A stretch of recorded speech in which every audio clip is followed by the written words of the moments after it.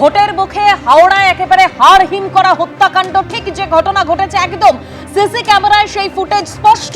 ভোর রাতের দিকে এই ঘটনা ঘটে। পয়েন্ট ব্ল্যাঙ্ক রেঞ্জ থেকে প্রমোটার সফিক খানকে গুলি করা হয়। দুজন দুষ্কৃতী হারুন খান এবং রোহিত এই ঘটনার সঙ্গে জড়িত বলেই প্রাথমিকভাবে মনে করা হচ্ছে। একেবারে প্রকাশ্য রাস্তায়, ভরা রাস্তায় দুষ্কৃতী তারা হেঁটে আসে, একে পেছন থেকে ঘুরেই একদম প্রমোটার সফিক খানকে গুলি করা হয়।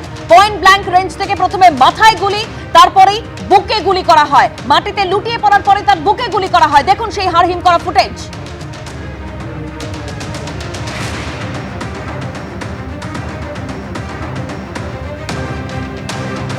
এই মুহূর্তে আমরা যোগাযোগ করতে পেরেছি তৃণমূলের সোশ্যাল মিডিয়া সেলের ইনচার্জ দেবাংশু ভট্টাচার্যের সঙ্গে। দেবাংশু, এই ঘটনার পর দিলীপ ঘোষ তিনি যেটা বলছেন যে রাজ্যে আইন শৃঙ্খলা বলে কিছু নেই, পুলিশ এফআইআর নেয় না, কিছু কাজ করে না, আর ইলেকশন যত আসছে এই ঘটনা তত আরো বাড়বে। দেখুন, প্রথম কথা হচ্ছে সকাল সকাল যথেষ্ট দুঃখজনক ঘটনা।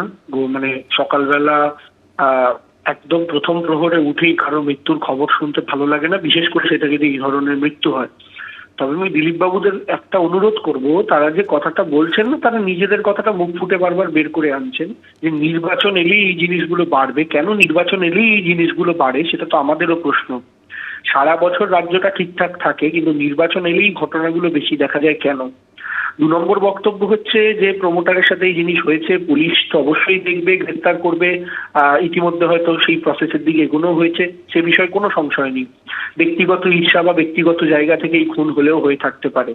কিন্তু বিষয়টা হচ্ছে যে আমি আগের দিনও যে একই কথা বলছিলাম, সেটা হচ্ছে এই যে যাবতীয় অস্ত্র, এই যে বন্দুক, এই সবটাই কিন্তু সাপ্লাই হয় বিহারের মুঙ্গের থেকে।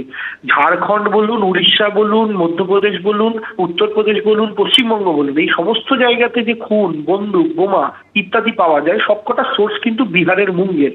তো দিলীপ বাবুরা এই বক্তব্য অন্তত রাখুন, রাজ্যে আইন শৃঙ্খলা নেই আপনাদের কথা অনুযায়ী, আপনারা তো বলছেন, আগেও বলেছেন, কিন্তু এই সমস্ত বন্দুকের সোর্স হচ্ছে যে বিহারের মুঙ্গের। সেই বিহারে তো 20 বছর ধরে এনডিএর সরকার। আপনারা কেন এখনো মুঙ্গেরকে সাফ করতে পারেননি যে সেই মুঙ্গের অন্তত অন্য কোনো প্রাণের বলিদানের কারণ হবে না? তো বক্তব্যের জায়গাটা হচ্ছে দিলীপ বাবুর অন্তত এই জায়গাটা একটুখানি নিজেরা ক্লিয়ার করার চেষ্টা করুন। বাকি অন্যান্য রাজ্যে অলরেডি কমানোর চেষ্টা হয়েছে, আরো কমানোর চেষ্টা হচ্ছে। ধন্যবাদ দেবাংশু। এবিপি আনন্দ, এগিয়ে থাকে, এগিয়ে রাখে।